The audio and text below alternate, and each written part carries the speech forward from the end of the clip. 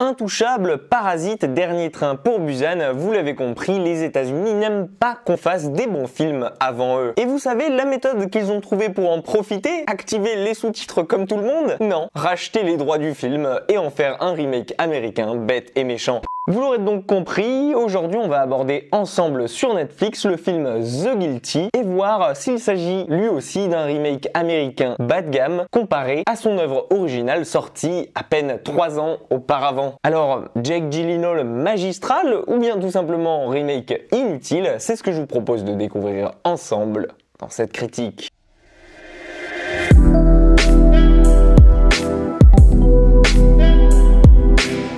Dans The Guilty, vous allez suivre le personnage de Joe Baylor, un policier qui travaille dans un centre d'appel et qui s'occupe de recouper les différentes informations avant d'envoyer ou non une patrouille ou bien une ambulance sur place en fonction de la gravité des événements. Mais c'est lorsque Joe intercepte un appel en particulier que toute sa journée va basculer. En effet, une femme en détresse l'appelle depuis sa voiture et elle semble s'être fait kidnapper. Et malheureusement, elle n'a avec lui que quelques secondes au téléphone avant que son ravisseur ne raccroche pour lui donner le maximum d'informations. Seulement voilà, Joe, lui, est coincé derrière un bureau et ne peut pas grand-chose physiquement, surtout au vu du peu d'informations obtenues. Et la plupart des secours de Los Angeles se tournant vers un feu qui est en train de ravager la moitié de la ville. Bref, tous les éléments semblent contre eux et il est le seul à se soucier véritablement de ce qui arrive à cette pauvre femme. Décidant alors de concentrer tous ses efforts sur ce cas-là et d'abandonner tous les autres appels, il va tenter de faire jouer le maximum de relations possibles qu'il connaît à l'extérieur afin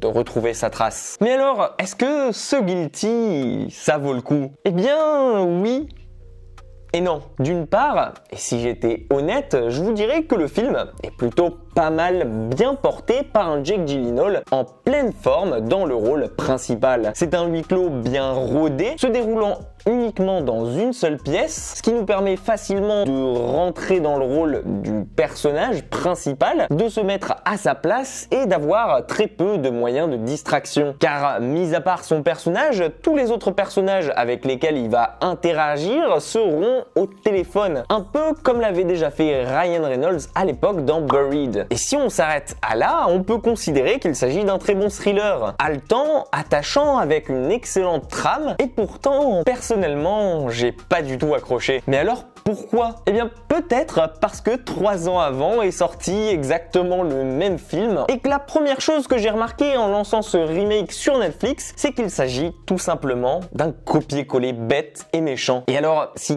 comme moi vous avez vu l'œuvre originale de 2018, qui était excellente, eh bien ne vous faites pas d'idée concernant celui-ci, car il s'agit bel et bien d'un copier-coller qui ne se détache à aucun moment du film et qui ne prend même pas une seule liberté. Et quand je dis copier-coller, je veux bien dire qu'à part le nom des rues et le nom des personnages, rien n'a changé ici, allant même jusqu'à avoir les mêmes lignes de dialogue traduites dans la langue de Shakespeare, et ça s'arrête là. Et ça, personnellement, j'y vois aucun intérêt. Enfin, je suis pas américain. Mais malheureusement, du coup, j'ai pas grand chose d'autre à vous dire sur The Guilty. Et mis à part si vous avez Netflix et que vous avez pas quoi faire, je pense que c'est la seule raison qui peut vous pousser à le regarder. En tout cas, ça si vous connaissez déjà l'œuvre originale. Et ça m'attriste de devoir vous en parler sur cette chaîne, tant le film mériterait bien plus d'être mis en avant plutôt qu'un remake sans intérêt qui va sûrement lui voler la vedette. Mais je pense que la chose la plus honteuse que propose ce remake de 2021 sur Netflix, c'est qu'il est réalisé par Antoine Fuqua, alias